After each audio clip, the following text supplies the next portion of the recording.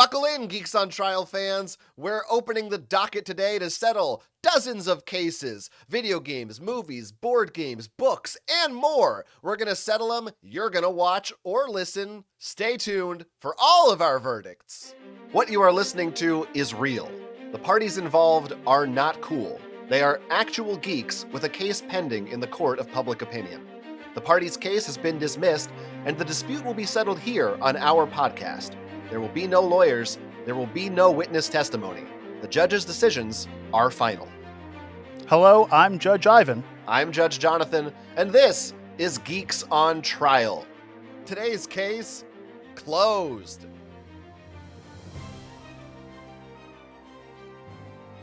Hello and welcome to Geeks on Trial. This is the podcast where we settle petty disputes between actual geeks over movies, video games, board games, and more.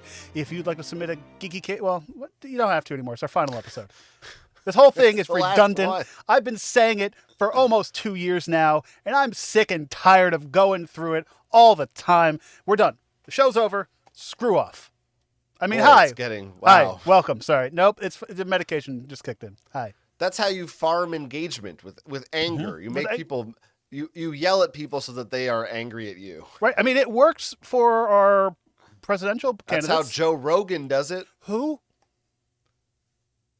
He doesn't. I don't even think he does that. He's just a silly, dumb guy. I truthfully I've seen clips. We don't need to talk about Joe Rogan. The Man Show? What are we doing? It's our last. Did he take over the Man Show? He took over the Man Show. Weird. Yeah. It's our last episode of Geeks on Trial.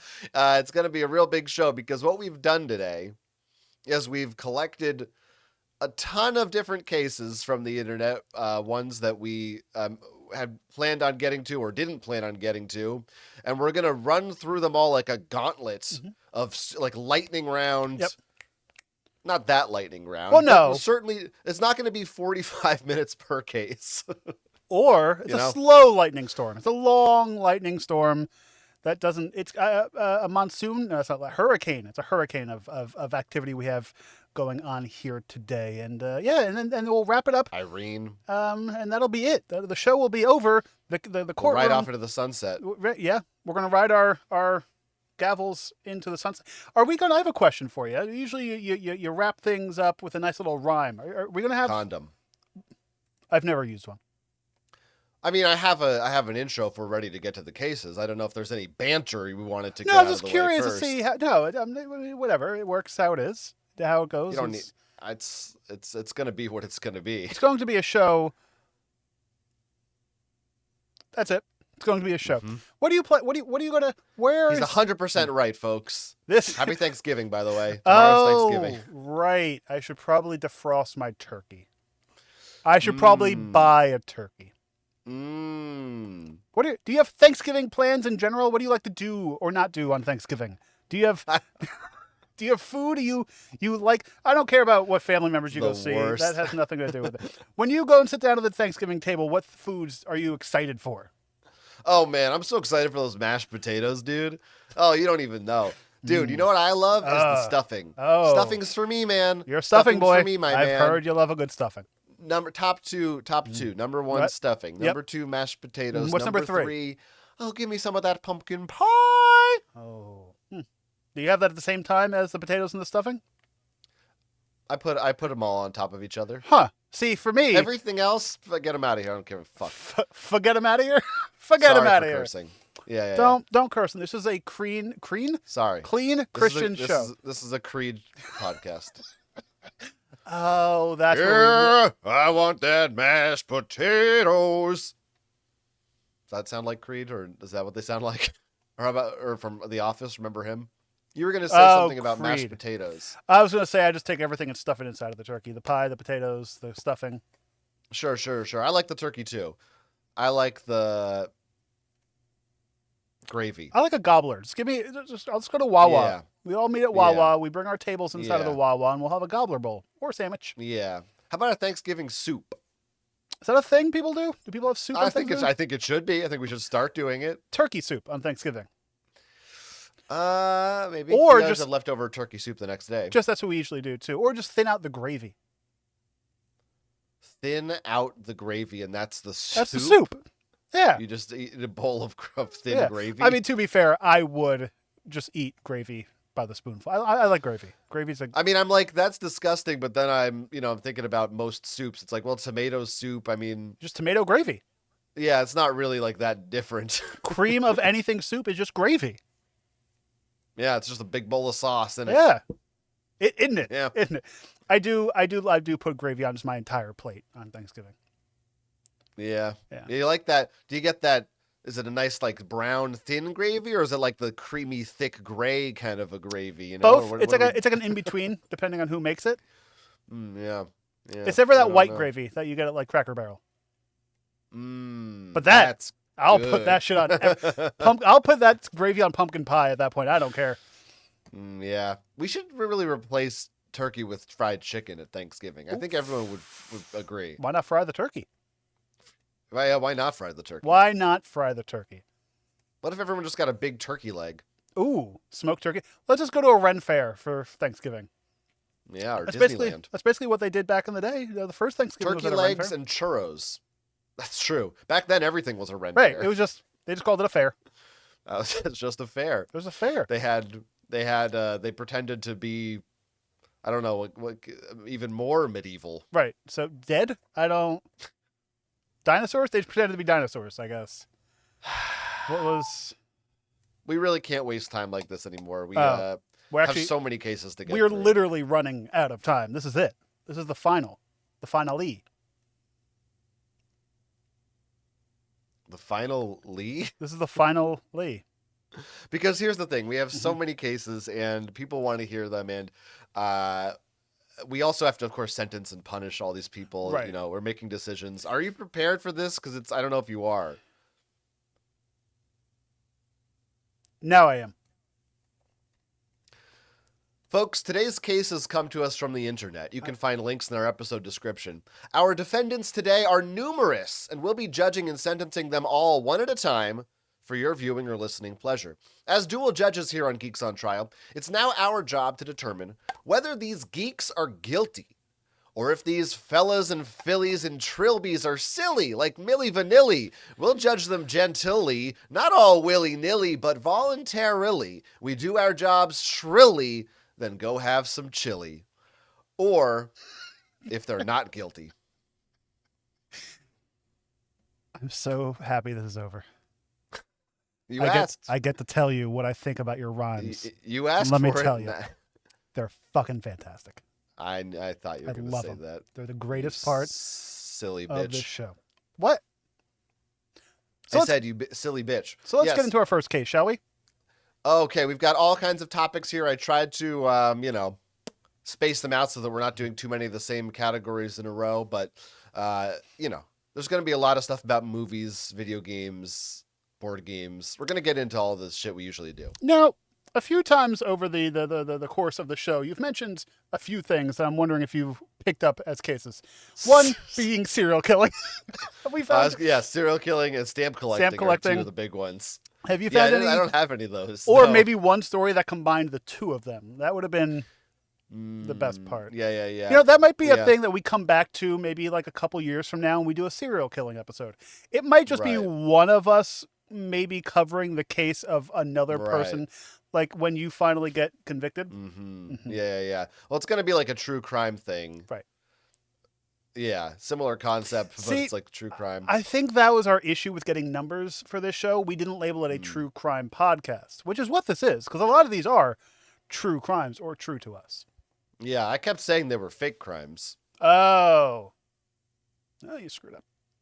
Should we get into it? Like I said, these are going to be rapid fire, but don't feel like pressured. You don't have to. You can take as much time to I deliberate feel as you a want. lot of pressure. But let's go. Let's go. First case on the docket here. Okay. And I'm not doing. They don't have names. They're just going to be defendant. I don't have 50 names for all these cases. I'm going to. God damn it! Unless you want me to just come up with one on the spot. I'm not. Yes. Defendant's daughter requests that she do a series rewatch of the Gilmore Girls with her as family bonding time, but the defendant refuses because she hates the Gilmore Girls and doesn't want to devote hours of her life to watching it. Her daughter's upset. What do we think? Is she guilty for not watching the Gilmore Girls for family bonding time Should you have to watch something that you don't like? No. Oh, you want a little bit more than just Not guilty. It So could be that easy. I have never seen an episode of the Gilmore Girls. I know it's a show. That's all I basically know. Wasn't it like a Lifetime Network kind of show or that kind of vibe of a show? Was that Well, Reba? I think it was. No. What was Reba's show? It's called Reba. Oh, good for them for getting Reba to be in the show called Reba. Gilmore Girls, I think, was like CW or one of those kind of Okay, networks. so like a Dawson's Creek-ish kind But of show. it was very mother and daughter. It was about a mother and daughter, so it's a very like my mom and sister would watch the Gilmore Girls because it's very kind of twee, if that makes sense. It's very like yeah. I mean, Hallmark Channel isn't that far off, right? Kind of like was it like soap opera-esque at all? Like that kind of like reoccurring thing, or Not was it like soap opera? I don't think it's just like. Yeah, I mean Dawson's Creek, but probably I don't even know if it was that dramatic. It's like just like a lighthearted, silly little. We're drinking our coffee. It's a white woman show. Oh, okay. It's a white woman Instagram show. And this is a mom and a daughter, so I'd think every mom loves Gilmore Girls, but not this mom. Well, every mom of a certain age, I feel like, likes Gilmore Girls, and I feel like that cuts off at probably the age of her daughter, which would be like somebody in this up and coming current generation. Now, yeah, Gilmore Girls has been off the air for 15 years, so right. That's the other thing I was thinking too. I was like, okay, it'd be like if my mom was like, hey, you want to watch? I don't know what would be Andy Griffith's show. I don't know That's what your mom would ask to watch? Or like I'm trying to think of a show. What would you want to watch? Me personally, I'll watch anything that's comedy. I'm not. But I'm trying to think of what like, in this scenario. Frasier? If you were to ask a parent, yeah, I would never do this, so I can't relate. Like to there's times where it's like we go visit my parents and it's like, oh, we should find something to put on TV. What's something that's like links both parties, something that's fun. Like I mentioned, kind of like a Frasier. Or even like basically your must-see TVs of the 90s and 2000s, they kind of work. Also, if you ever want to... Good? No. I want to hear yours. An easy a room pleaser to get all generations together. Just anything on Game Show Network. Good tip. Especially with the holidays coming. Just put on the Game Show Network on loop. They'll love it. I used to watch Downton Abbey with my mom. Okay, that's a good one. Yeah. Too much fucking on that show, though. Tricky. Really? Huh. Sometimes they're fucking. Huh. Would it be polite fucking?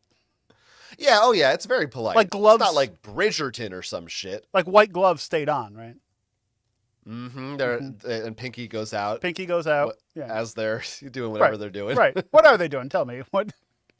So, well, look, here's the thing. I don't know. I think she's not guilty because it's one thing to agree to watch a movie that you don't like, but an 8-season television series, you got to draw the line on that one. You don't find something else to watch. And it's not like a 8-season current day show. No. I'm assuming these were like an hour long and there was 24 22 episodes for sure. Right. So this was a commitment that this person does not want to make it like a half an hour show. Hey, a Law and Order. That's always a good thing to throw on with some people. I would say. Not half an hour, but it's okay. Well, but it's it changes every week. What was it? Sure. Guilty or not guilty for who? Yeah, for the mom. Guilty. What? No, I thought you just said not guilty. I thought for not wanting to watch Gilmore Girls. Is she not guilty. We're gonna have to. All right, and I think just in the interest of consistency and time, and all of the people we're sentencing, I think just get shot. Right. Yeah. Right in front of us. They walk up. Boom. Done. Shot. Well, you ever see the show You Are the Weakest Link? We're gonna cut a hole in the floor and they just drop. Yeah, it's just called The Weakest Link. No. Next case, this defendant wants to leave a concert early because she has strep throat, but feels guilty about leaving her friend behind. Her friend is a little bit extra, and she thinks she might be dramatic about her abandoning her at the show. She's not guilty. Come on. There's somebody just revving their engine outside of my window, which is great fun for a podcast. Oh, yeah. I hired him to do that. Oh, that's you. Thanks. Okay, you have strep throat. Why did you go out to the concert to begin with? You don't just get strep throat at the concert. I don't know if or maybe the symptoms didn't kick in until she was there or something. Now, the only thing I can think of is, okay, it's the two of them alone together. Right? It's just the two friends that are there. So I can see how the one friend might get a little upset because you're kind of abandoning me at the concert. Maybe, I don't know how they got there together. Did they take separate cars, or is one of them somebody's ride? Is anything like that? I would be a little perturbed. They took her car. They took the friend's car. The healthy girl. Yeah. Yeah. So how is sick girl getting home? I guess an Uber. I guess. It's 2024. Or maybe the defendant is going to get her own ride. I don't know. I don't know. She's got to leave. Yeah, she's got to leave. She's not feeling good. I mean, or you could sit in the car for 2 hours. That was going to be my next thing. If you strep throat, I guess, I don't know how that makes you. I don't think I've ever had strep throat, but I'll give it to you. It's just your throat that's sore. So it's like, it's not like, you're not ill, like you're not COVID, you're not thrown up, you're not. But I think it is contagious, isn't it? Is it? I thought it was. Let's just assume it is. Yeah, if it is a contagious thing, and maybe go home, rest, or go sit in the car, depending on how your travel got there. Sorry, my microphone. Yes, I look. Yes, it is very contagious. Okay, so strep throat is very. So she shouldn't have left the house to begin with. So you're guilty of that. Guilty. Yeah, she's not guilty for wanting to leave. She's guilty of going in the first place. Yeah. So guilty. Wait, what? Yeah, okay, guilty. Shooter. Okay. All right, next. Right in the throat. Defendant had a dinner planned with his girlfriend, but the girlfriend came home late and drunk from hanging out with her friends. So he started playing video games instead, put the dinner that he cooked in the refrigerator, and now she's annoyed that he is canceling their plans and playing video games. The old spiteful video game to screw over the relationship. That's something that happens all the time in these stories. They should come up with a catchier name for it if it's that frequent. I did. That's what it was. Oh, you're right. Yeah. That was catchy. So, right. Do we know how late she was? I think she was like maybe an hour or something like that.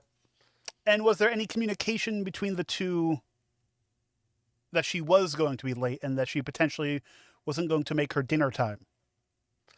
Yes, she continually texted the defendant saying she would be home in time for dinner.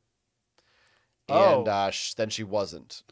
So she was telling him, okay, so if she was like, hey, I'm going to be a few minutes late, I'm going to be a few minutes late, I'm going to be a few minutes, but she was saying, no, I'll be there, and then the time clicked, and she's like, no, I'll be there, and he's like, babe, it's been an hour. Dinner was planned to be ready at 6:30. She arrived home at 7:15. Oh, yeah, that's guilty. She's guilty. She's definitely guilty. That's quite the, especially if you're saying, I'm going to be there, don't worry, I'll be on time, and then you show up intoxicated. Yeah. That doesn't mean you were just waiting in traffic or something. That means you were doing something else besides coming home to a nice hot cooked meal. Yeah, she's guilty. She's guilty. I mean, and he's not guilty. The defendant is not guilty. He has to go play video games with the boys. He made dinner. Come on, What do you want? All right. Boom. Next up, defendant works as a club DJ. Guilty. Okay. And someone at the club vomited on his laptop. Defendant asked that person to replace the laptop, and they did, with the same exact laptop. And in exchange, he gave them his old one because it still works. He just can't get the smell of vomit out of it. You shut up. Is he guilty and took it too far for making this guy replace it and giving him a vomit laptop? You're guilty of reading the story into my ears. I can only tell you what I've been handed. Bro said vomit laptop. I think if you replace it, you do the vomit, pay the grommet. Yeah, pay the damn grommet. But also, like, I guess drinking alcohol. But like, why are you that close to the computer? Did he know the person? I think that might have been someone he knew. They were like back there or something. So they were one of his invited guests that he brought to the club with him. Yeah, possibly. Yeah. First off, don't drink that much. Come on now. To vomit? Yeah. Hey, it happens. Secondly, my rule about vomiting is away from the electronics. That's the only rule I have. Vomit away from the electronics and outside of the car. Those are my two. Onto a person, no problem. But yeah, he gave him. So what's the case? Like, so he gave. So what? He was like, hey, get me a new laptop, and then he said, hey, well, you can have this one. if you want, it's the same one, but it's got vomit on it. Your So vomit, by the so way. he got the new laptop, Yeah. and he just gave the friend the vomit computer, the Vomitron. Yeah. Yeah. Who, not guilty? Yeah, I think he's not guilty. No, because, he look, got a computer. He gave him a new. he could have asked for just him to pay the money fully and gotten nothing in return. Right. I don't think I think if someone throws up on your electronic equipment, I mean, I guess you could argue, well, the computer still worked, so. But also the person could have they didn't argue. Apparently, they agreed to the exchange. Right. So. That just seems like if I were to vomit on your computer, I'd be like, oh, let me buy you a new computer. I also wouldn't expect you to be like, here, you can have the old computer back, unless you were like, please get this out of my house. Yeah, I think he doesn't want that. It's like it's your vomit. Right. We did You DNA have it. tests, and this is your DNA. We took it to Maury, and they said you're the daddy, and this is your computer. Great. Club DJ, not guilty. Not guilty of this. Guilty of many other things. Next case, this defendant texted their mom during Gladiator 2 Okay. on the lowest brightness, they say, on their cell phone, and a person behind them threw an empty coffee cup at their head. Guilty. You had your phone out at a movie theater. You're lucky that I didn't throw the hot coffee at you, because that's something I would have done. Now here's the next one goes right along with it, so I'm gonna read another case. Okay. Because they're similar. This defendant, now this is from the other person's perspective. Someone else in the theater was on their phone constantly, they say, like throughout the film. They were texting, looking at Instagram, whatever. Defendant asked them verbally to put it away, and when they didn't, they threw a piece of popcorn at their head, and then they took the phone out again later, and they threw another piece of popcorn at their head. So I think the question, obviously we both agree, phones in the theater, guilty. No, you can't. But is it too far? When is the line drawn of should you throw things at their heads, and what's too much to throw? I would hate that we have to say this as dual judges in this day and age, 2024. Yeah. Don't throw anything at anybody. We're not in kindergarten. They taught us these rules. But if you want to take it out to the parking lot and beat the living crap out of them, go ahead. That's fine. But just don't throw anything. I actually think coffee cup is too far. Coffee cup, if you land, I got a cup right here. If you land a cup on the corner, that could do some damage. Okay. Well, it could hurt. Your coffee cups are big gulps. That's a different. Also, who's drinking coffee in a movie theater? Okay. I used to weird. work at an AMC. I was doing concessions a lot of times. The amount of times, because AMC sold back in the mid 2000s hot coffee. They were known for selling Seattle's best coffee. That was their thing. The amount of people who would walk in and be like, "Hi, can you brew me up a cup of coffee?" I'm like, "Why?" That's so weird. I'm like, it's going to be, by the time it's cool enough to drink, it'll be the end of the movie. Coffee in a movie is that's so. And let me tell you, it costs the same as a soda. Yeah, but I think you know what? If you talk to them and they are not complying, I think popcorn's fair game. I think throw all the popcorn you want at them. Because I've had this issue. That's not going to hurt anybody. That's just annoying. But I've had this issue too of like where a shh or an evil glare doesn't work, and it's like, if you go out now and get the usher, if there are any walking around, there aren't any. They're not going to help. AMC doesn't want to throw people out. That person's sitting there. Yeah. And this isn't an Alamo Draft House or something where they have a specific rule. Even though in the video, the pre-show, they do tell people stay off your phones and do whatever. But they're not going to, And also, what's throwing a piece of popcorn going to do? Is this going to annoy somebody? You think? Is that Yeah, it's worth it. If they're gonna annoy you, annoy them right back. Now, is it different if it's a child? If it's a child, how old is a child that's on their cell phone? If you're like at a movie and maybe you're like at an all ages movie and there's a parent and a kid on their phone, do you yell at the parent? Because I don't know. I've never been in that. It's always adults. I've never seen a kid on a device in a movie. The only thing I've seen was like it was in a movie, maybe a more adult movie, and the kid was on a Switch. I mean, that's ridiculous. That's bad parenting. Who let you bring a Switch into the theaters? Yeah, that just means that's just silly. If you're on your phone, you're guilty. End of case. End of case. And if you're on the other side, you're not guilty. No. Throw whatever you want at them. You paid $42 for your... Fuck them up. beat them up, light their car on fire. Push them out of the way. Yeah. All right, next case. The defendant and her boyfriend are selling her old TV to buy a new one. Okay. It was a TV that was there before they lived together. It was hers. Okay.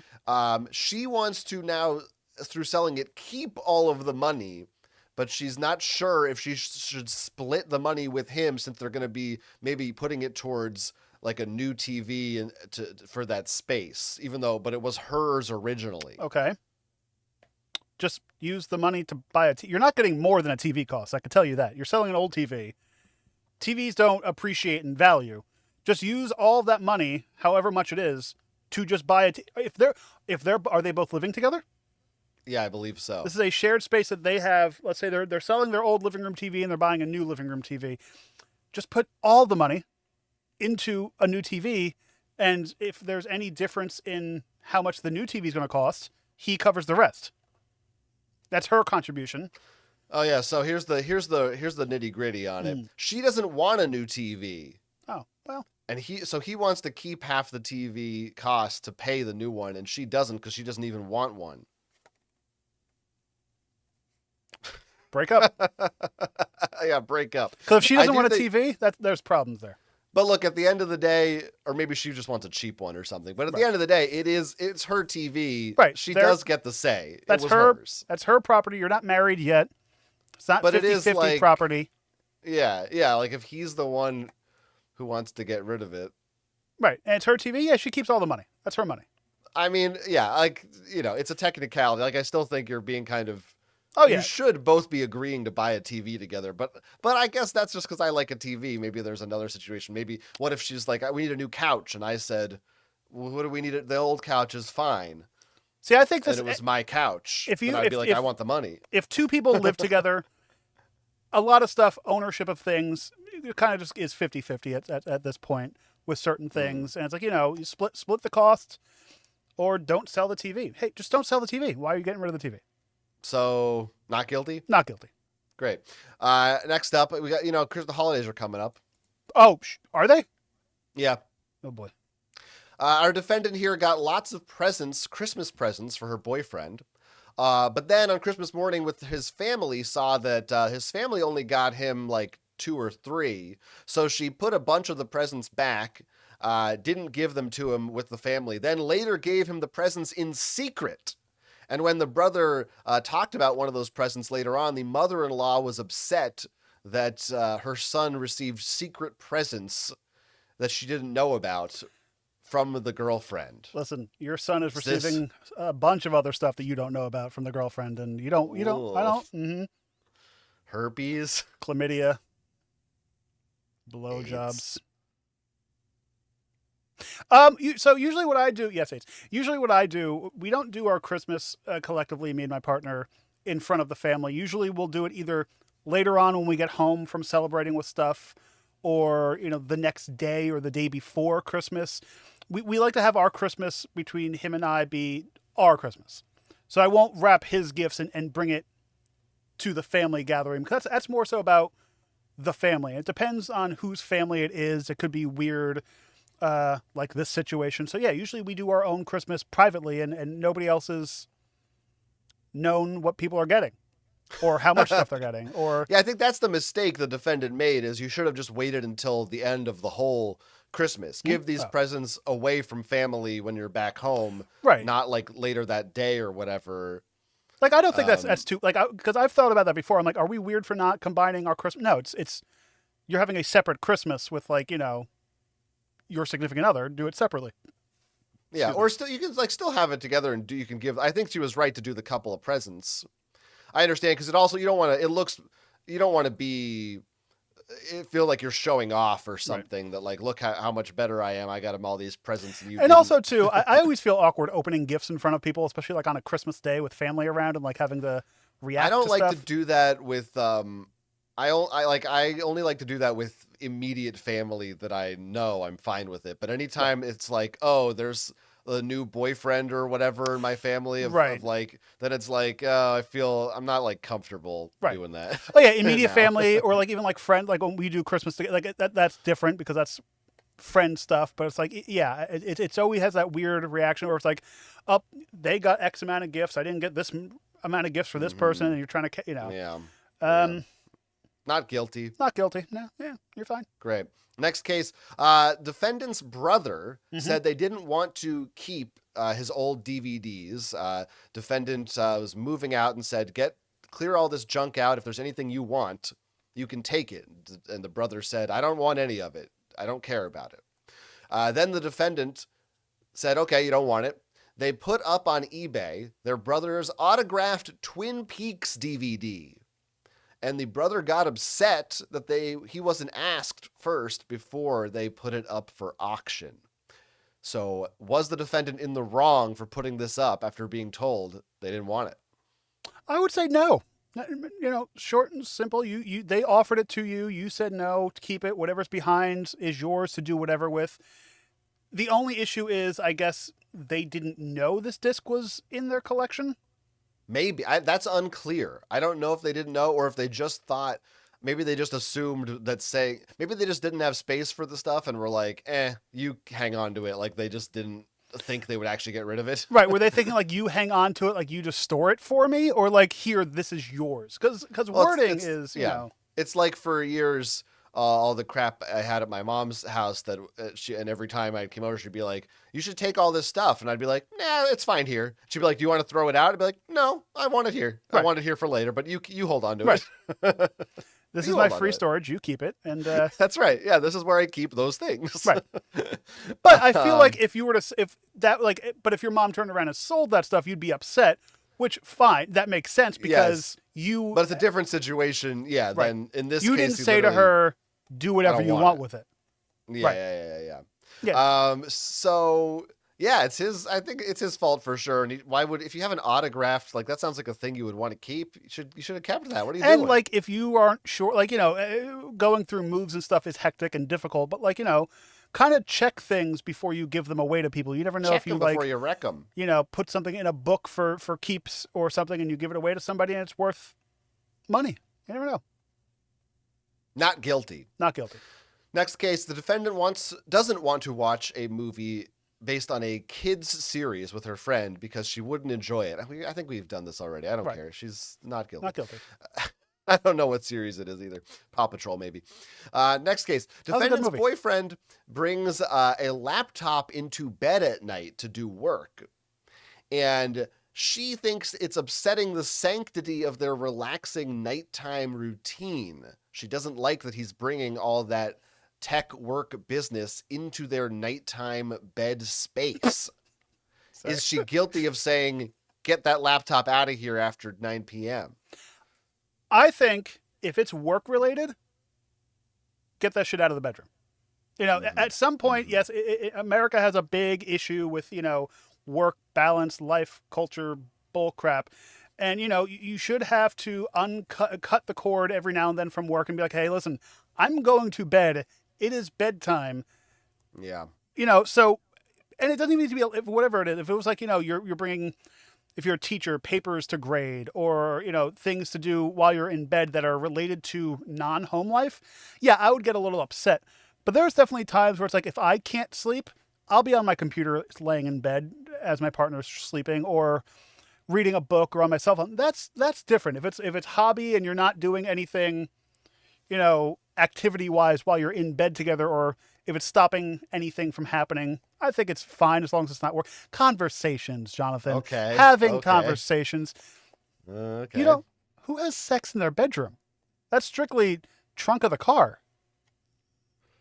Probably the defendant and her boyfriend. Now, do you think he's working while they're sexy timing? I think separate beds are in order here. I think we need an I Love Lucy style situation here. Bunk beds.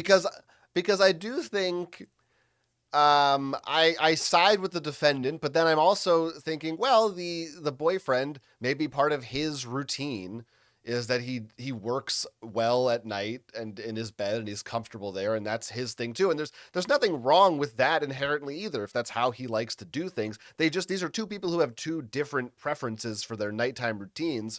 They need to work something out where either they have like honestly a guest bedroom or a second bedroom. They can when he's done working, he can come into the room with her, or when she can decide when she's ready to be in the zone where he is, come into there, or he needs to figure out, one of them needs to figure out to be comfortable like on the couch or whatever at night until they're ready. Like Right. you need to figure out, oh, this is a time when you need separate spaces.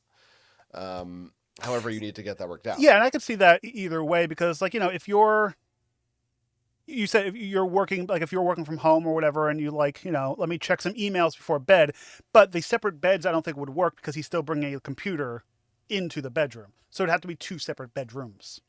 Yeah. That's, yes, most likely, yes. I mean, how many? Yes, that's kind of what I was thinking. Right. But yeah, I don't know. So, but anyway, I don't think she's. I guess I don't know. Is she guilty? Yeah, she's guilty. Fuck her. No, I say not guilty. Shoot them both. She's not guilty. I think she's guilty of putting down too hard a line. She should be trying to find a compromise instead of just saying no. I think it's a little. I think both sides are entitled to a. But wouldn't you something. be annoyed too if this happened every night? Like me and my partner have, like, we go to the bedroom at the same time every night. Like we go to sleep at 10 o'clock every night. But I'm sure, there could be someone who's like, I like to read at night with the light on, and someone else says, I want to go to sleep, I don't want you to have the light on. That doesn't mean one of them is wrong. Well, no. They just have two different. I think the base of it here is it being work.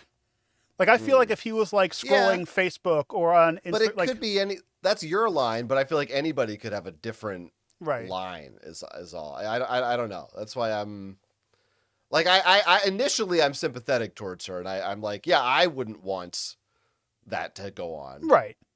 But I'm like, but there's nothing. It's not like you're not a bad person for liking to work on your laptop in bed at night. Not at all. I would say, because for me it would be a mistrial, I think. It's fine. They're both. We shoot them both. I don't care. That's fine. We got to move on. Okay. Now we have 2 cases here, both relating to the board game Ticket to Ride, and they're both kind of the same case. But I thought it was funny. In one, the defendant blocked his wife in Ticket to Ride on family game night, and she got upset. And then in another, the defendant just went ahead and started blocking all of his family's routes in Ticket to Ride. And basically the gist of both these cases, if you don't know Ticket to Ride, is you have trains and you're trying to connect your trains on routes across the country. But if you want to, you can just take up other people's spaces to block them, even if it doesn't directly benefit you. And that's kind of what's happening here, is people are getting mad because they are just trying to block the other person without furthering their own agenda. Well, first off, I thought you meant block, like, I'm playing the game, I'm blocking your cell phone calls or something like that. I'm like, I mean, that's just rude. They're putting their hand physically in front of them. They're like, nope, you can't put a train there. Stop it. They build a wall in front of it. It's very unusual. I would say when you're playing a game with a group of people, maybe not a one-on-one game, because that can be a little... Is there a 2-player Ticket to Ride? Yeah, there are. Yeah. Okay. Well, let's say you're playing with a group and you are a relationship at a game night. I feel like your relationship kind of goes out the window when you're playing a game, especially when it's a game where you're trying to win, not a co-op game, let's say, because then it feels like, okay, you're kind of helping your partner out. If you're like, oh, I left this part open for you to go through, and then the other 2 players are like, what the fuck are you doing? So what's your point of this? I'm saying, like, you kind of have to like set your relationship aside when you're doing these games, and it's like, okay, the way to win this game, and you're playing to win this game, is you have to block them. So don't get hurt emotionally because we're in a relationship. Get hurt emotionally because you're a bad game player.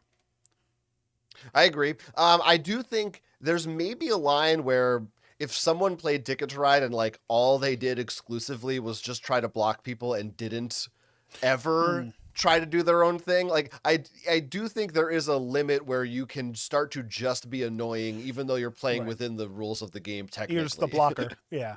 Yeah, where it's like all you do is just like you're just there to disrupt and it's just so weird because like I don't think I would play a game like that because like I don't even try to. Why like. would you do that? Well, also too because like I don't try to block things. Like, if I block you, it's like, oh, sorry, I was just kind of paying attention to the route I need to take, so it sucks that I blocked you, but I'm not playing spitefully, I guess that would be.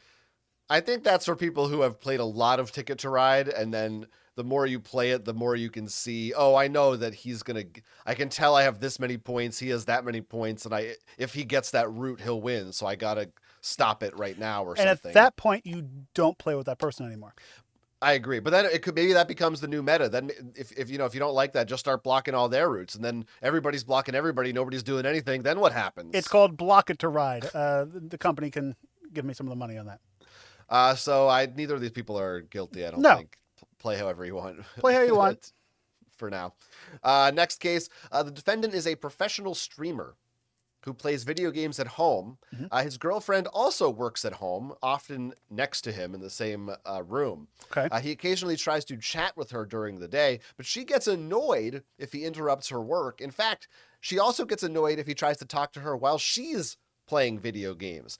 And it gets to the point where she says that from now on, while her laptop is open, she doesn't want him to talk to her. Shit. Okay, that's break up. That's the first and foremost. Your relationship is terrible. Go separate ways. Take your laptops, keep them open wherever you want, and just go elsewhere. She just doesn't like him. If my laptop is open, don't speak to me. But it's also like, okay, is she working like a 9 to, I don't know. Was that Paul Lind? Yes, that's my. If my laptop is open, don't speak to me.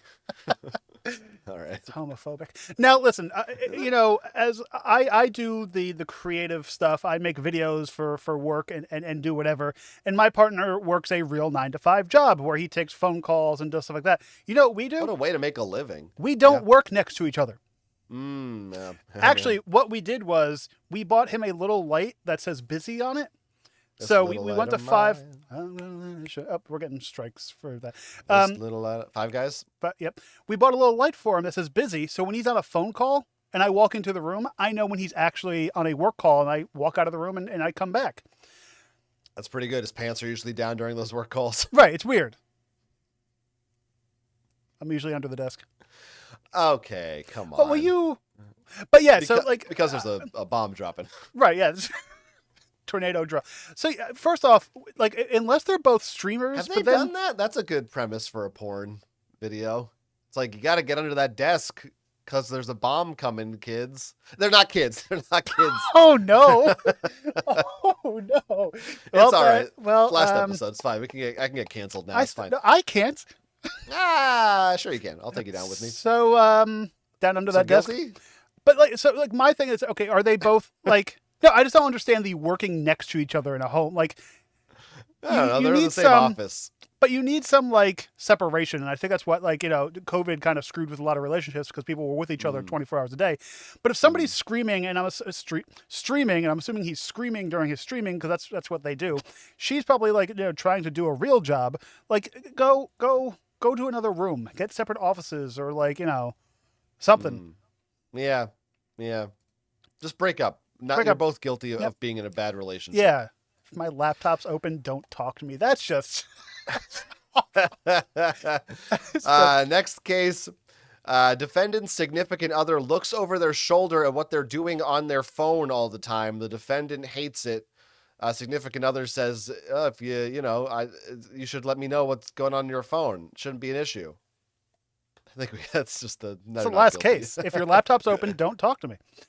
No, this is about looking at what they're doing. That basically just means they don't trust you. That's don't weird trust behavior. At all. Now, I will, like, in our relationship, if my partner's phone. You'll do weekly checks. Right. You'll say, I stream your history. His phone streams to my phone constantly. You have a constant. Yeah, I get it. Or like if I see, if I hear a text coming, I'm like, oh, who's texting you? That'll be it. Nothing like, oh, what are they saying? Send me the text log. I have a chat log on your, just out of curiosity. I don't even think that's terribly weird. I don't know if you, but yeah, I'm not like walking over and be like, what's going on? What's going, let me check your email. Yeah.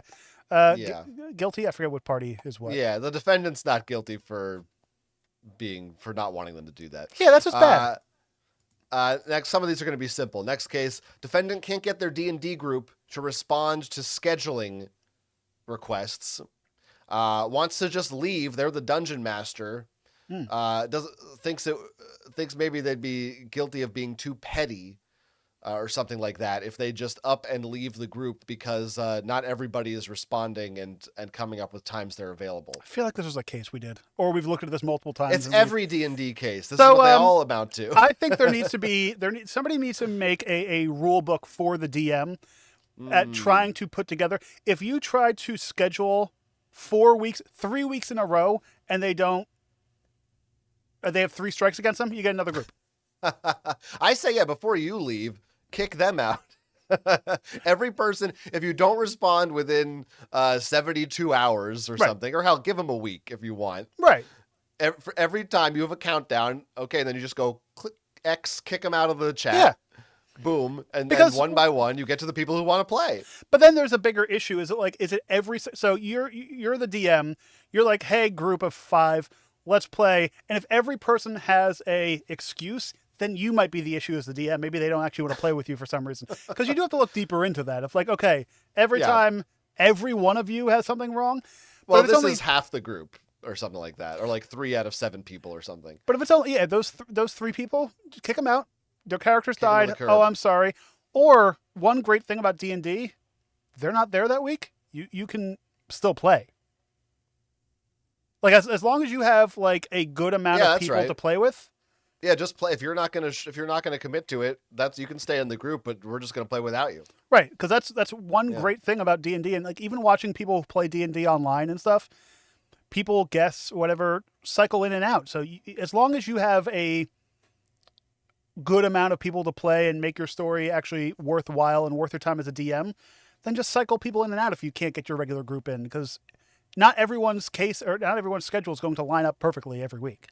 Or just leave. Not guilty. Right. Just stop playing D&D, you geek.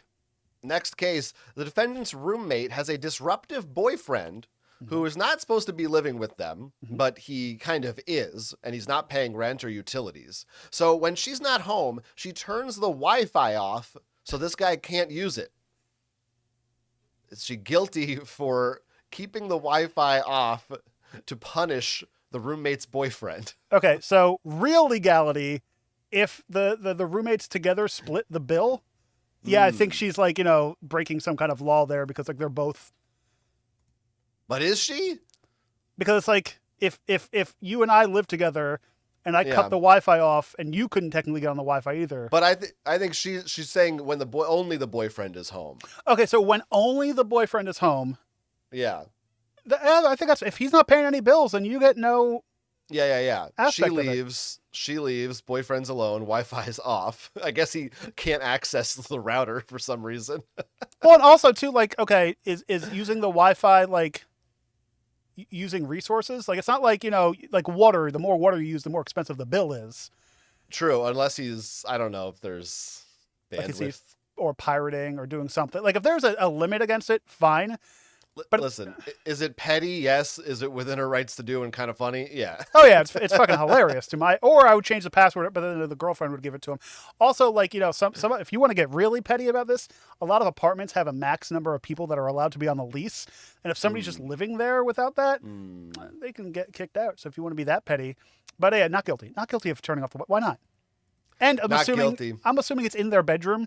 And they lock the door because the only way, unless the guy's like a complete moron and can't just plug back in Wi-Fi. But if it's in their room and it's off, oops. Oops. All no internet. Next case, why are so many movie cases of just this? Defendant doesn't want to see Wicked with her friend because she hates musicals. But it's a good friend who always sees all the movies that she wants to see together. And the friend is really excited about Wicked. Is she guilty for saying, no, I don't want to go see that with you? You're guilty of not liking musicals. Next.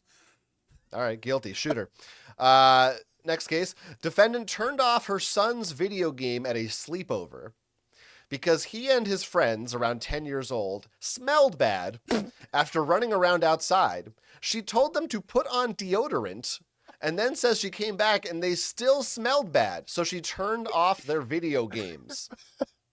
Is that going to make them smell better? She's guilty for sure. Let these kids stink. Wait, how old are they? Just let them stink. Like 10 years old. 10-year-old boys stink. I'm assuming it's boys. Yeah, they're boys. They're smelly kids. That have you ever been to a convention? It doesn't get much better. That's embarrassing mom territory. That's Well, it's also like, okay, you're turning off the video game, but you're not being like, okay, now all of you boys go get in the shower and clean up. that's Like, to me is crossing a line. The hygiene of children who are not your children. right. That is not your responsibility. That's not your area. You should not be telling other people's kids to bathe or whatever. That's some not that's some your like deal. middle class Karen BS, like stay at home mom. You kids stink. It's because of the video games. Like, that's another Paul Lynde for you. It was good. It was good. But All yeah, right, so guilty. yeah, because like, Get I'm so, fucked. first off, like if anybody were to be like, hey, I told your kid he can't play video games because he stinks, I'd be like, who the frig are you? Yeah. Punch that broad. Hit that. Can I with a say bat. broad? You did. Next case, defendant refuses to buy a book about the Hamilton musical for her daughter because she thinks it is too expensive and would be a waste of her daughter's birthday money, even though the daughter acknowledged that she would be willing to spend her birthday money on this book. It is what she wants, but the mother says she thinks this book is going to be a waste because you're going to finish it in a week, and then what are you going to do? I don't want to buy it for you. You should get something else. So is the mother against all books? Because that's all books. No, she wants the kid to buy books, but maybe just cheaper and more books or something like that. End of the day, whose birthday money is it? That's right. It's the your kids. child's birthday money. If you want them to, hey, that's a great way to do what is it, financial literacy with their kid. You can tell them, you can get 5 books that will last you, I don't know, a year. You get 5 books that'll last you a year, or this one book that's probably mostly photos and just coffee table stuff, and that'll last you 1 week. So that's a good way for them to teach financial literacy. And then if they want to buy another book, be like, you blew your money. Yeah, that's right. Teach it. Let them learn. If that's what's going to happen, learned. they'll figure it out. Right. Yeah, it's not. Yeah, guilty. Let your kid buy the stupid. It's their book. money. Next case: defendant has movie nights with friends.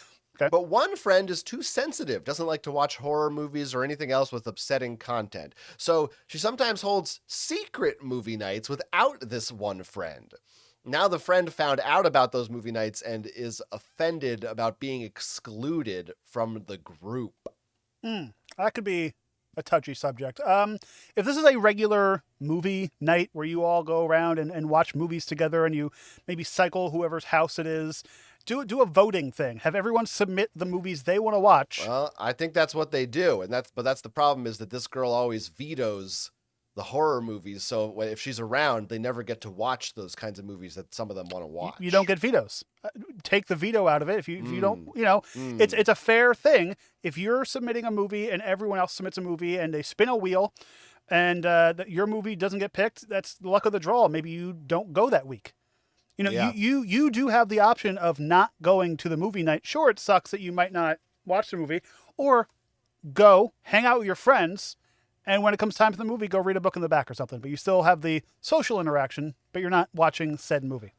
Yeah, I mean, defendant maybe is guilty of not just being upfront. I think that's the thing. They shouldn't have made it a secret. They should have Absolutely just said not. to her, "Hey, if you don't want to watch these movies, that's fine, but we do. So we are going to have nights where we watch these movies." So And being a secret is kind of like, well, we don't like you. You're not part of this club anymore. Like, it's kind of like it's a weird. I imagine it probably started out as trying to be nice, as like, well, we don't want her to feel bad, so we shouldn't tell her about it. Right. But that's eventually it's going to come out, and then it's going to be worse. So Well, then it's going to end up being like, well, every movie is going to be movies that she doesn't want to watch, and we just, she's out of the friend group now. Like it's not that they were Maybe doing she it should be. purposefully, but like I hate her. oh yeah, me too. So I do, I was going to say not guilty because I think, yeah, it's annoying. You should have your own nights, but it's the fact that you hid it. Yeah, that is a hidden thing that she clearly found out about, so guilty. Yeah, probably guilty. Okay, next one here. This defendant owns a game store, and they have weekly open Dungeons and Dragons game Guilty. nights. Now, a 10-year-old girl starts coming to these game nights and actually starts DMing and does a great job. And she starts playing with the group. Her mom or parent comes with her, and they like this kid. But other customers are complaining. They say they come to D&D nights to escape their own children at home, and they don't want to have to play with one or censor themselves because they know that there's a kid around, and they want the game shop owner to make them child-free D&D nights. What? The question, yeah. What? What are you doing and saying in your D&D campaigns that you can't say in front of Well, 10-year-olds? I Like, are these... mean, are you going to tell me we don't do and say things in our D&D campaign that you couldn't say in front of 10-year-olds? Well, Because we did. couldn't say or shouldn't say? Because I'll just say it. Yeah, I mean, sure, you could say a lot of things. But I think it's more just the general, whether or not it's a D&D campaign, there's a different vibe if you're hanging out with your friends in your 20s or 30s or older. Right. And now that if there's a child present, it's different than if there isn't a child present. So are these people randomly playing with the child? I think some of them are playing, like there's some group that are fine with playing with the kid. Right. The rest are just like within earshot, like in a table next to them or something. I would say odd about it. I mean, yeah, it could be a little weird if there's like one kid in there, but it's like, how loud are you being? How obnoxious are you being? Like, yeah, of course we've done stupid jokes that a kid shouldn't hear in our D&D campaign, but if there's a next table over and they're actively DMing, they're probably not listening to you. But what you could do as a store owner is, have after 9 p.m. it's 18 and over. Or That's something when like the that. real raunchy shit happens. That's what, yeah. Because it's like, at what point is it slowly becoming, one 10-year-old comes, it's going to be a few more 10-year-olds. So it's like, it could be, that could build, could also be a good selling point for this place that they, have D&D for kids and that can get some money going. But, it's a 10-year-old girl who wants to actively DM. You give her the store. This girl gets whatever she wants. Yeah, I don't blame the adults for not wanting to hang out where a kid is. But it's also like, well, it's an open game night. It's not, it's too much to ask to be like, ban this specific person. Cause what's the next thing? Like, oh, well, I don't feel comfortable playing around a woman, or I mean, that's probably not the same. No, but I mean, this is literal gatekeeping, which is the gaming community does do in some D&D a little things. bit. So it's like, blocking out somebody, like I'm sure all of us were 10-year-olds playing D&D at some point, and this person now has a place to go play. But so I do agree. I think he probably should have a kids, like an afternoon, just set up 2 different blocks of like, if you don't want to play with the kid, then like you said, 8 p.m. or 9 p.m. or later, you have a different thing. And the people who like playing with the kid could still come play with the kid. You work out the schedules or whatever. But I don't think he's guilty for not banning a child. No, not at all. Especially like somebody who actively wants to do this, and like let them thrive. Yeah, and these people, if they don't like it, they can do their own game nights in their own house where there won't be people from a public place if that's what they want. Or like go to the next table over. Like give yourself a little space. But I get it. Yeah. I get both sides. Yeah. Okay, next case. This is a complicated one. Defendant designed a board game, paid his brother to do all the graphic design for said game. Now the game is being picked up by a publisher, and the brother wants to split the profits 50-50, thinks that they worked on this together, but the defendant says he already paid his brother for his time prior to the deal. He was paying him for doing the graphic design as he worked on it. And also, this is an important note, they'll probably just make it easy for you. The publisher is going to change all the artwork, so they're not actually using his artwork in the final design released to the public of this game. So, well, that's still interesting though, because, the brother wasn't brought on as a creative equal. They were just hired, given a cut of money to come and here, draw some stuff, do your amazing art. Looks great. They're, I believe, what's called for hire.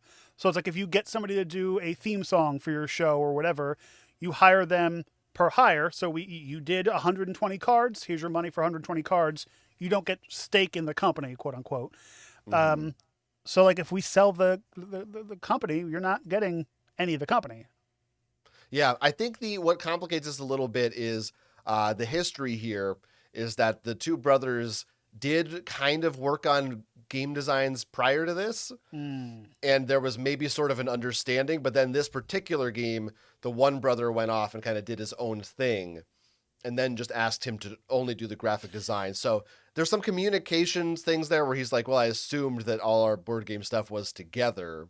Well, I mean, to be honest, the way I work as a person, like if you have a good enough product that gets picked up by either, if you're doing a movie company, a board game company, like if your friends did anything on it, give them a credit on it because it's not coming out of your pocket. Like it's going to be the company paying them kind of thing. So it's like, why wouldn't you want to bring on more people, especially if it's like your friend or your brother? Like it might be coming out of your pocket though. They might have we only have this much money to pay to the designer or whatever, and so we have to take 5% of yours if you want to give it to this guy or something. I would say at least give them something. Like if it's, you're getting paid 50% as the creator, give them 2%. Like enough that it's not going to break your bank, but also like they did help you do something in it, and you're getting quote unquote maybe famous from it. Your game is getting seen. They helped you with that game. The part that the art is being shown to these people, and that's kind of what they're buying, even though they want to replace the art. Give them something. Yeah, so this is a complicated one. I don't know. Legally speaking, yeah, he's not guilty because there's no contract drawn up. There's nothing like that. Doesn't even sound like there's a verbal agreement. It really was kind of an assumption. And it is just the art. It's not, if they worked on the design together, it would be one thing. But the art also, that they're not even using in the final game. But it is the prototype. That would be another thing. Right, if they were using it and it was being if seen they were and using sold, the art, then it's harder. But I think that's for me that just makes it easy. The fact that it's not even in the final product is like, well, you helped out, you got paid. That's but it. Like in the film and TV world, this is what's called an executive producer credit. You throw them something like art inspired by brother's name. But I think that's more like still up to the publisher more than it is this guy who's just selling the design. Or that's the other thing too. Like, at the end of the day, you say, hey, my brother helped me, but it's the publisher, it's their responsibility to choose at the end of the day. And that's kind of how you can get out of it too. But you also don't want to burn your bridges, because if you want to do another game and you might need someone to art on it, if you screw with your brother, I don't know. It's that kind of tricky thing of like where, as a small time person, you don't want to burn bridges, but they're not using the art. Well, I didn't say the defendant in this case is Klaus Teuber, designer of Settlers of Catan. So he's doing pretty well now. Right. And the guy who did the art, no idea. I mean, look, it's his brother. I think he's I don't know. I think he's not guilty. I think he's not guilty. Is he? Maybe he's, I don't know. I just think he's not guilty. Great. Next. Defendant refuses to watch complex movies with his wife because she constantly asks questions about the plot and characters. And she's offended because he doesn't want to watch movies that he enjoys with her. He's only going to watch basic rom-coms, Hallmark type shit with her, because anything more than that, and she continuously asks questions about it, and he gets annoyed. I don't think this is right for our courtroom, because that's a divorce. That's a straight up. I think, I mean, I think he's not guilty. I think it's very annoying when people are constantly asking questions. Yeah. Tell her not to do, if he's tried to get her to not do that and she won't. I don't know. Maybe he didn't take that first step and say, hey, don't do that. Maybe he just jumped right to no more of these movies ever again. But it's also like, how annoying did this become? Like, was it like every time they watch a movie, she didn't understand it? And then it's like, at that point, is she okay? Is she good? That's what it sounds like. But it's like, then it's like, okay, then are you just watching, like, you have to wait for her to leave the house for you to watch, like, the movie you can watch. I don't feel like you can watch a movie whenever you want if they're just doing something else. I don't know. Well, right, but then it's like, schedules are. Will she be like, oh, this is our movie night, I want to watch the movie too, and then she starts asking the movie, because then it's like, okay, are you just in the bedroom with your door locked watching a movie so she doesn't see it and ask questions? Because that can happen. Yeah, I mean, sure, I don't know that that's happening in this case. No. But he's not guilty. Yeah, I don't know. Not guilty. Next case. Okay, the defendant read their girlfriend's favorite book. Guilty. Didn't like it. Criticized it. Told her all the reasons that he thought it was flawed and a bad book. Girlfriend is upset because she thinks he was too harsh with the criticisms. Now, were they criticisms about the book, or was he using this stuff to personally attack her about it? Oh, the book you like is stupid. You're a fucking idiot. This book reminds me of you. Bad. Right. Like, was he going to, because you can have opinions about stuff, and that's fine. You each, when you come to the table and become a partnership, you each have your own creative and things you like, don't like, or whatever. So you're not expected to like whatever. And sure, you want to, like, hey, my partner likes Star Trek. I'm not always the biggest Star Trek fan, but I'll watch him with them and, enjoy our time together. But I'm not going to be like, you're just a moron for liking Star Trek. The graphics suck. This, like, you kind of have to graphics. like, you kind of have to like pick and Maybe a choose what boomer. you say. Yes. But like, I don't think he's guilty unless he like I said, unless I feel like you swerved big time at the end there. because like, he has his own opinions as long as they weren't Yeah. like berating her. You're allowed to have opinions. I think, of course, he's allowed to have opinions. I think that the fact that he knows it's her favorite book, I'm not saying lie. I'm not saying pretend you like it if you don't. But you can kind of be like, yeah, it's not really my thing. It sounds like he really Right. went in and was like detailed list of all the things that suck about this book. On page 32, the characters, going in full Which- detail. Yeah, which I think is kind of like too Yeah, far. because it's like, did you come in like hot and loaded to be like, okay, I'm going to tell Hot you and why loaded. this was Little terrible. Caesars. It's hot and ready, which same thing. They can be Like, loaded. I'm going to make sure I tell you all the reasons why this sucks. That I feel like you're maybe you have a little something else in your mind that's like, okay, maybe you need to chill a little bit. Yeah, a lot of it depends. It's hard on the tone and the how long he went on for. And like, also is this like their personality? Like, oh, I like, let's say it's a Twilight series. I'm just generalizing and whatever. And like they like their house is decorated with Twilight. Like, is this their thing?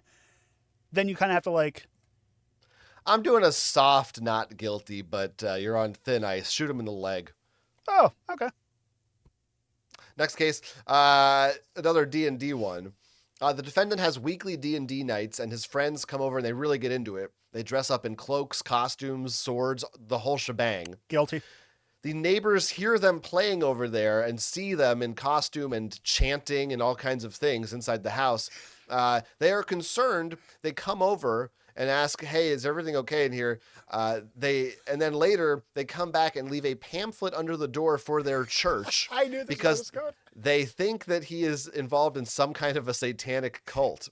Yes. Is the defendant guilty for letting his neighbors think that? Should he correct them, or should he calm down his game nights? Now you turn this shit up to 11. You start getting goats and chickens, and you go crazy. I also love that you the term you used is they're playing D&D over there. Like it was some old man just walking. What are you doing? Shaking a Hey, fist at him. You're playing D&D over there, see? Oh, as you were reading it, I'm like, I hope this gets turned into a church thing because I love when people are like, "Oh, witchcraft, huh?" This You're sounds playing like that a D&D? great A24 horror movie that I don't, maybe the old people that it turns out they're actually in a weird cult and they come after all the D&D players and murder them. I don't know. They are. It's called the Catholic Church. Oh, that's what it is. Yeah. I mean, not obviously not. No, guilty. hey, just funny. neighbor, mind your business. Why are you listening, watching, and like, why can you hear me? How close do we live? B, I'm sorry. Once again, if I was the person who was playing D&D, I would go a little crazy. I would start hiring people. They like, I'd be like, we're cranking this up to 11. Let's go. You get red light bulbs, and you're really like You start make your having house- sacrifices out. Like you go Oh. crazy. All right, and now let's talk about kids again. Next case, defendant has reserved a movie theater for a private screening. Some people want to be invited and want to bring their kids with them. He doesn't want them to be allowed to bring their kids. He wants a child-free experience so he doesn't have to deal with kids talking or being annoying during the movie. Is he guilty for saying, "Hey, don't come with your kids"? No. Yes. Because I'm also too like Fuck these kids. Kids. Fine. I don't have any children. I don't know what it's like. Whatever. But Not like, that you know of. Well, kids aren't your personality. Kids aren't your like whole thing. Like you have to have Well, a they life might be. outside of kids. It shouldn't be. It's not healthy. I mean, sure, you might not. Because we've even talked about, with wedding plans in the future of like, we don't want to have children at our wedding, or at least a ceremony. Kids I mean, you should wait until after the wedding to have children. No, we're doing it. I do, and it's going to get real uncomfortable for the crowd. Wow, yeah. A surrogate, I assume. Nope. Oh. We've been trying for many years. Huh. Yeah, hasn't worked All yet. right. I cannot wait. I like to see that. So, well, you're anyway. Yeah. So, like, you have the option as the party goer to invite or not invite whoever you wish. And do we know what movie this is? Like, I believe it's like a Doctor Strange movie, or it's like a Marvel movie. Okay, so something where it's like a kid. It is a fine kid-friendly at. movie. He's not doing like Pulp Fiction or like some like Debbie Does No. Dallas. It's not that kind of theater. What in the Those are my two. That's like, not even a reference that we get. No. that's a reference to like the 60s. Well, I take my references from The Simpsons. It's like seasons 1 through 5. Yeah. So all those writers are like 90 now. Great, not guilty. Next case. Not guilty. Defendant refuses to play their friend's board game at game night. Their friend designed a board game. Oh, okay. They refuse to play it because they played it before and think the game sucks and the rules are too complicated and that it's going to drain the fun out of game night. And they insist on not playing it at game night, and they get heated and argumentative and double down on it. And then the game night kind of ends and people leave because they're kind of like, this vibe is no good anymore. Is he guilty for refusing to play their friend's game because it sucks? I mean, is this friend using this group as a play group? Like, is he like, trying to get free labor out of these people? And like at the end of it, like gives them all like note cards, be like, so what did you think about this? How was this? Because if that's the situation, no, just don't use your friends as a test group unless it's like a previously known thing. But like if everyone else kind of likes the game and you're the only one who doesn't, then you just might be a jackass. I think he's the only one who has played the game, but the other friends seemed on board and were okay with playing it, and he was the one who was really adamant, like, no, we aren't doing this. Now, who's hosting the game night? It is he is the host. The Okay. one who doesn't want to play is the host. You don't want to play house rules. It's my game night, my games. I pick what we play. But if you just don't want to play it, then maybe have somebody else host it, or this person host it, or just like, play it. Here's another wrinkle. One person each week brings a game to play, a new game, he says. So that is the system, and it was this person's turn. Oh, then rules is rules. Yeah, guilty. Because like you set up this. Yeah. You all agreed on these rules, and rules are there for a reason, so nobody gets like shortchanged. So you can play a game next week and whatever. So you either play it or you sit out. Like, you do have this option. Yes, it is your place where you reside and you're hosting the game night. Yeah. But like, why ruin everyone else's fun if you don't like a game? Just sit it out. Guilty. Or, yeah. Okay. To be clear, the game was like a Jigsaw style game where people had to put their arms in a bear trap and drain their own blood and stuff, but guilty. Next case, defendant was knitting a sweater while watching a movie with in-laws at a cabin getaway. Mother-in-law says it was rude to be doing their own thing while the family was trying to watch a movie together. Are they guilty for knitting a sweater while a movie's on? No, but this is another A24 Blumhouse movie that I think... It's called The Sweater. You find out that the person starts killing people with the knitting needles, and all the sweaters are red with blood. I'd watch that movie. I think not guilty because it sounds like the environment of this, it's different from like, hey, sit down, I want to show you this movie, or it's movie night, let's watch a movie together. It sounds like this was a more casual, like, hey, we're eating lunch, we're at a cabin, like people are doing a thing, there's a movie on. Right. Like, I think that it wasn't like a specific activity geared in mind with you in mind to watch it. I think also, this is acceptable. This is also the quietest, most low-tech activity this person could be doing while watching a movie. Like, They're Yeah. probably still paying attention to the movie. They're just crocheting and knitting while doing. Fine. There's nothing wrong with it. Not guilty. Yeah, not guilty. Next case, defendant refuses to let a 6-year-old child, I believe it's their own child, use their preferred piece in a board game because that's the piece they have always used. In this case, it's the red token in Clue. And the child is upset, and they don't let them use the piece.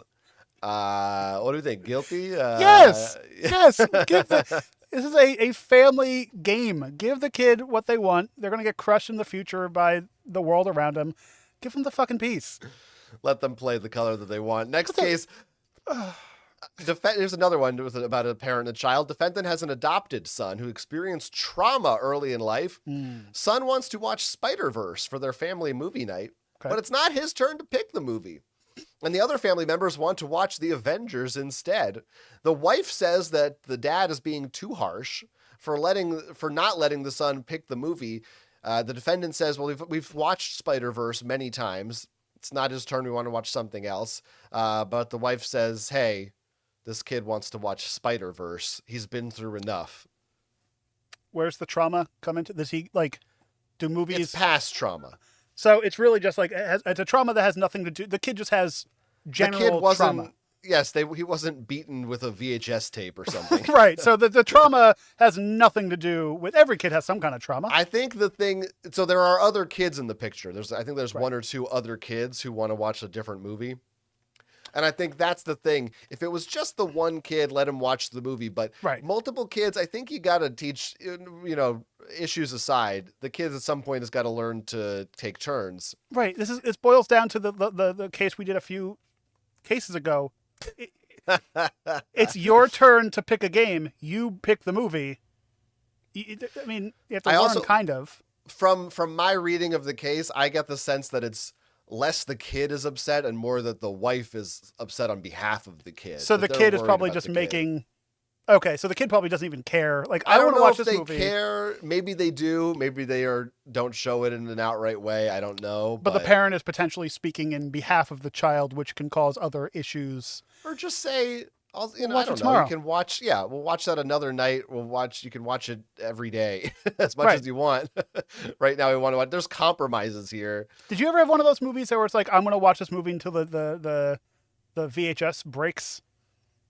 As a kid, Aladdin. Not now. Okay, yeah, it was always some kind of Disney movie. Yeah. I would watch those or A Never-Ending Story, maybe stuff like that. Yeah, I would watch a ton. Just be constantly on in the background. But if there's other siblings, then you have to let the other children in the household be equal parts of this household. So go through Monday, Tuesday, Wednesday. Monday, you pick what movie is on this day. Tonight's your movie night. Yeah, I never really had we never had a family movie night. If we went to the movie store, we would just each get to rent a movie and we could watch it with each other or not.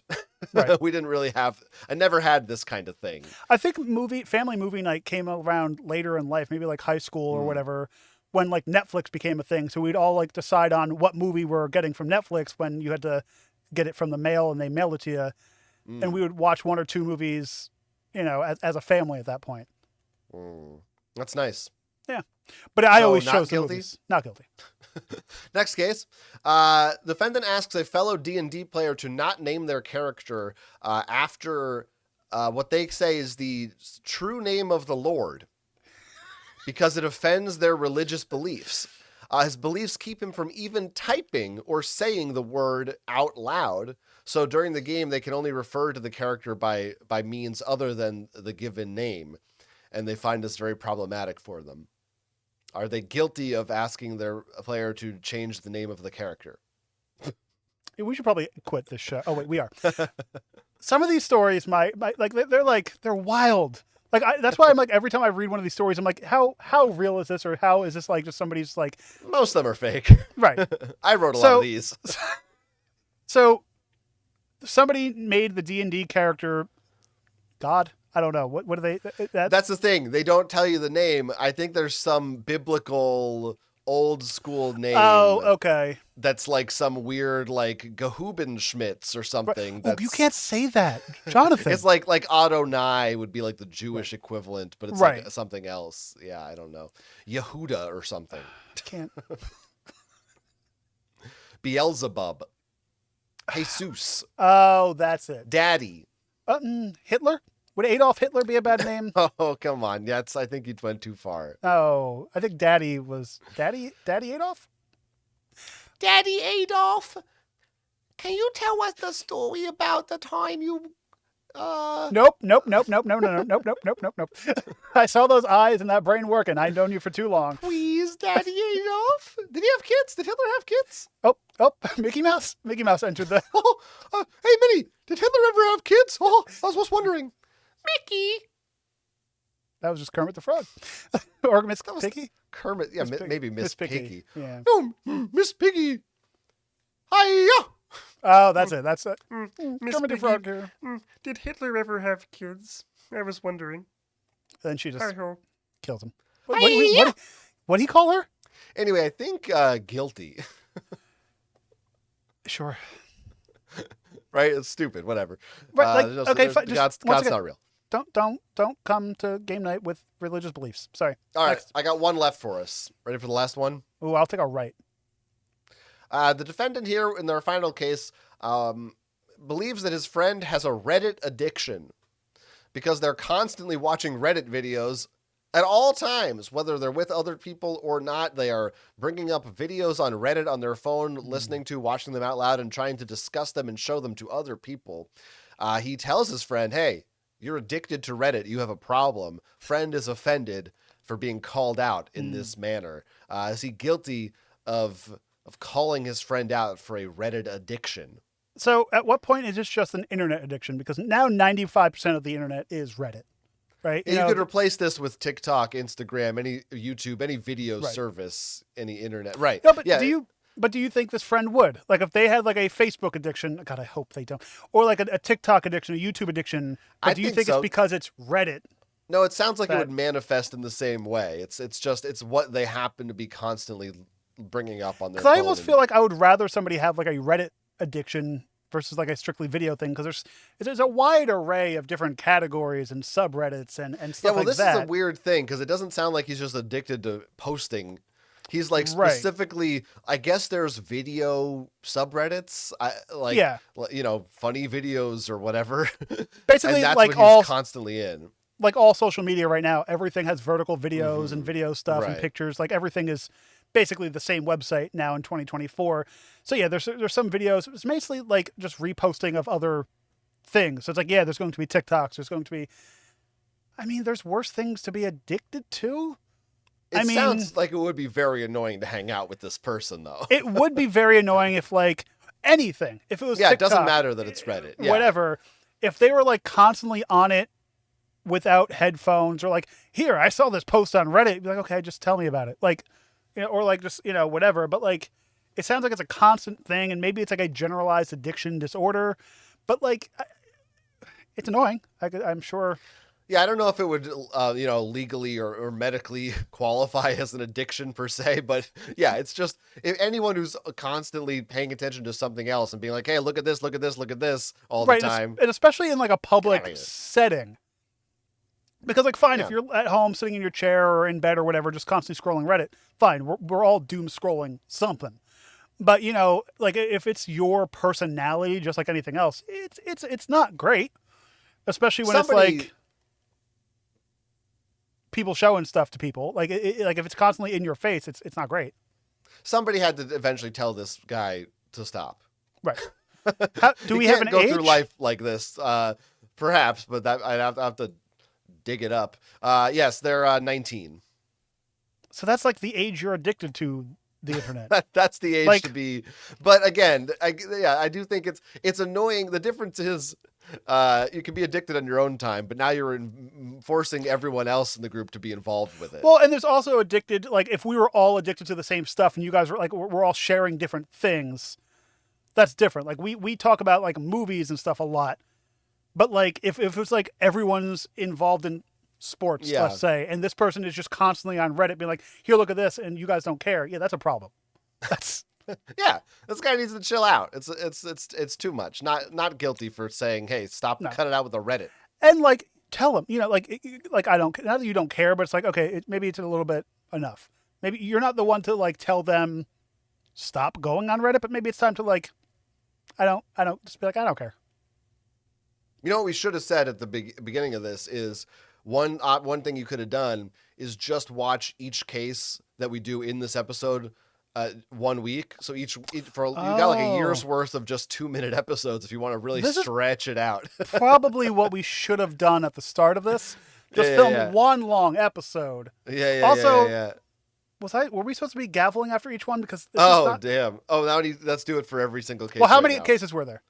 I can't count that. Let's just do 10. Just do like 100.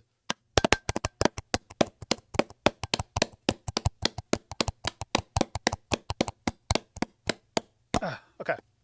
Great. I think we covered them all. We got them all. Everyone's guilty, I think, is what we decided. They're all guilty, and there's just a lot of bodies sitting here now. Defendants and otherwise, yeah, they're all being just, I don't know, if there's like a convenient way to execute a large group of people all together, I'm trying to think. But you know who the main group that's guilty? I'm just Who's that? flying. The viewers and the listeners. main group? Oh. Viewers and listeners are guilty of not listening enough, is what I have to say. Yeah, you're all executed. You're all going to be executed. But thank you for, we did it. Yes. We did it. That's if you have thoughts or feelings about any of the cases that we covered in today's episode, you can leave a comment on YouTube. We agreed on almost every verdict here today. Basically, yeah. I think we usually did. That's what I was going to ask. Like, what do you think? We also generally... didn't have enough time. Sometimes we talk enough that we can change or come up with a different opinion than the other person. And that's also like, I kind of think that's how it works for us. It's like, oh, we both have the same. And it's like, oh, we talk each other up or down or whatever. And like, I do feel like that's how a lot of like, you give a lot of facts showing your side. That's how a jury works. And then I'm like, wait a minute, he might be right. Let me switch I think around. you're very susceptible. I think I'm good at manipulating you and for making you think that you agree with me when you don't. Don't you agree that I do? You're a rat bastard, aren't you? You're just I do agree. I don't know why I thought that I just agree now. Exactly. Yeah. Huh. Yeah. Wow. And if you think about it, I'm not really a rat bastard. No. You're more of a rat face guy. Okay. More of a rat bitch. So we just pumped. I mean, we basically just, proved how flimsy the premise of this podcast is. Right. The thing that we'd spent 40 minutes doing, we just did 50 times in 90 minutes. Just without any of the filler, and that's to bring it down That's to like, one of the reasons why we kind of are ending the show is because like we've run out of cases. There's as that was you all saw. of them, I think. In a lot of these D&D cases, they were the exact same case. In a lot of these, it's like, my boyfriend won't watch this movie with me. What should I do? Break up. I don't know what the fuck you want me to tell you. Basically every dispute comes down to one of two things. It's either talk to your significant other, right, or even beyond, even more general than that, just communicate. You're bad at communicating. That's number one. Number two, capitalism. Yeah. It's one of those two things is always just the root of the problem. Also, body pillows. That's always a problem. Yeah, those are going to be a problem forever. But let me tell you, the body pillow episode, I guess, was a couple months ago at this point. That was like a year and a half ago, but go ahead. I've seen the amount of body pillow cases. I don't know if it's the same person making the same cases have come up to like, I left my body pillow in my bedroom and my partner was upset. Where the one that we was like, oh, it was a common area. Or it's like a lot of these stories are, I don't know if it's an are epidemic, real, the body pillows. But like a lot of these stories are exactly the same. And I don't know if it's like we as a society are just boring. Because even like, we are, yeah. Talking about other stuff about this show, news stories were kind of always a difficult part for this show because it's like, there's not a lot of geeky news stories anymore that are just not about like, oh, the Xbox updated or AI or, hey, look, Dell is now making robots or something. Like in the year of 2024, it's like, it's kind of the same news cycle in the geek world over and over again because we have hit a giant plateau of just where we can go with technology and stuff like that, which is kind of like I haven't really noticed only while I've noticed the show made me think about that. It's like all the news stories are like, oh, Marvel has another character in another movie. That's the news story. Or Apple put out the exact same phone, but now it's $30 more. Yeah. Or this company's copying this company. Now we have 400 VR helmets that nobody's buying. I think it's hard to find the stories that rise above the niche interests. Whereas if you're doing a podcast about AI or a podcast about video games, there's plenty of interesting news for people who are interested in those things. But if it's like the one video game story that is big enough to be of interest to people who maybe are only casually interested in video games, those are rarer because there's usually just smaller incidents and not always those big things that are a big deal. And you could see that happening too with podcasts or YouTube shows where it's the generalized shows like the This Week in Tech or any like generalized geek topics, or kind of those shows are dying out because with billions of podcasts being made, more people are just going to like their niche area. Where it's you no longer have you don't need to, if there's whatever you like, we have the internet, you will have exactly the things you like and nothing else. Right. Like I personally, I just started listening to a podcast where they just talking about Simpsons. And it's like, I don't get any other news. If occasionally I'll watch like a generalized. That's where you get all your news from? Because the Simpsons controls the media, clearly. Yeah, they put it out. But like I do have one or two shows that are like generalized geek news topics. But even those are very like, if you tune in a month from now, it's kind of the same thing. Oh, well, this game came out and it's canceled. This game, Yeah, on YouTube channels, people will start separate channels like big YouTubers because it's like if you do more than one type of content, like if you want to cover video games, you have to have a channel for each video game. You should like only do Fortnite. Otherwise because people just want to see the Fortnite.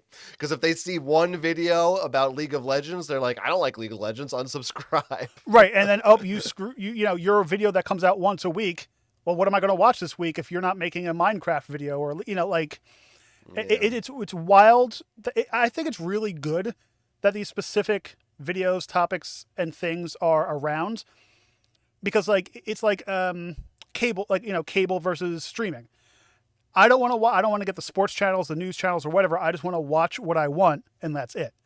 And I think go ahead. We lose a little something. I miss the I don't know what the hell we're talking about anymore, by the way. But I use one of the early web shows that I always loved was the Totally Rad Show. Right. And they talked about movies, video games, comic books, TV shows, and it was all one big thing. And then eventually they switched to like 15-minute, just a movie review, just a video game review. And I like because sometimes you also might see something you didn't think you'd be interested in, be like, oh, I've never really read a comic before, but that's part of the episode. Now it's very like nobody wants to see things unless it's only the thing they already know they like. Like I hate this term, but it's like kind of like an echo chamber in a way of like you're only getting what you want. Sort of. Yeah, because it's like your own personality echo chamber. Because you're right, because I'll even do that with music occasionally. I'll let me put on a streaming platform and let them tell me what to listen to because, maybe I like this new song, album, artist, That's what the radio's good for. Bring back the radio. Bring back old media. I think what we're saying is we want the Today Show. We're old and we're gonna kill ourselves now that the show's over. No, we're gonna fizzle out into the background. No. If anyone has suicidal thoughts, seek help. Call a hotline. There are numbers you can call. You can talk to somebody. We don't help. Yeah. Not a sponsor. We haven't had a sponsor. Use promo code, and you'll get. I think that's going to be it. I mean, we're judges. Should we take our robes off? Should we officially retire? No, this you don't have anything underneath, do you? Nope. Let's ignore this collar. I don't know. This might be so I guess some other, sexy. some wrap up things. We had a show behind a Patreon paywall. Oh, let's take this off. What shirt am I wearing? Robe is officially. I'm not going to do it. Oh, God damn it. I'm not going to do it. It's just I you. did it. So in the next couple of weeks, we are going to be taking all of our behind paywall Patreon shows, and we're going to be putting them on YouTube for you all to enjoy in some fashion or another. Either going to be coming out a couple a week or just all at once, something. And all these episodes are going to stay on your, I don't know how podcasts work, but all these episodes They're will be out on there YouTube forever and ever. And we're going to keep the channels the way they are. And yeah.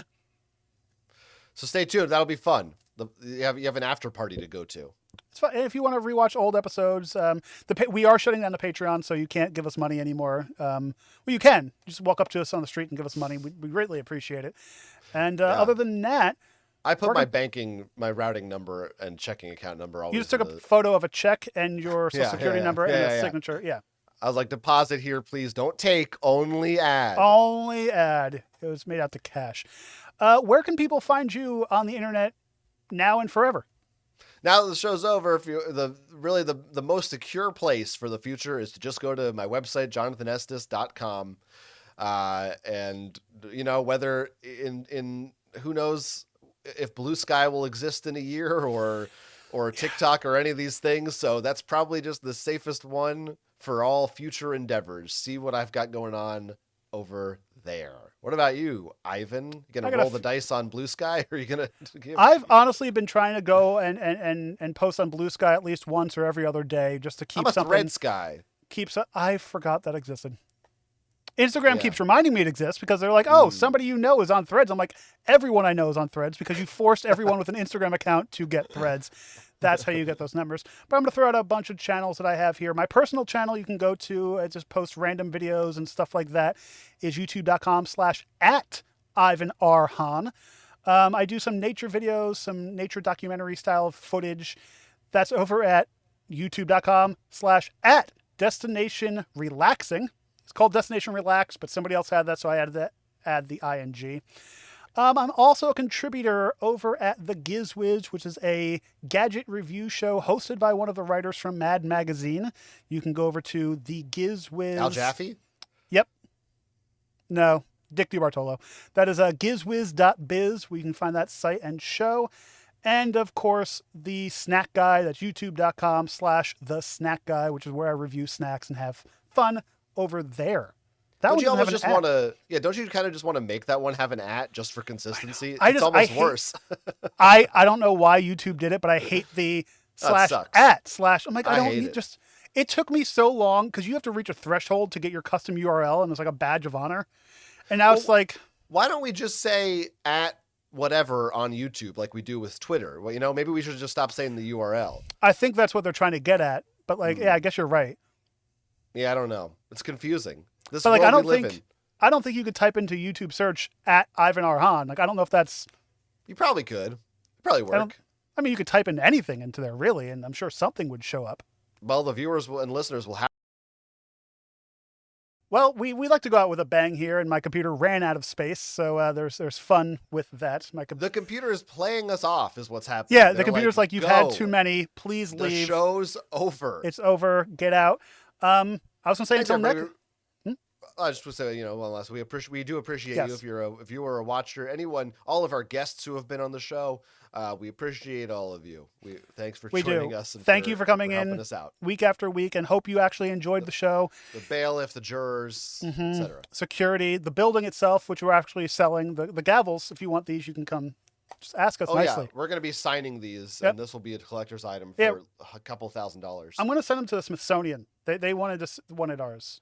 I've never washed this robe, so. Oh, this is actually my second robe. And at some point, you and I switched gavels during a live record, so. Yeah, wow. Fun trivia. Yeah, it's fun trivia for each and every one of you. Thank you again so much for watching. And I'm Ivan Hahn. Hey, I'm Jonathan Estes. And all of the cases now and forever there will be are closed.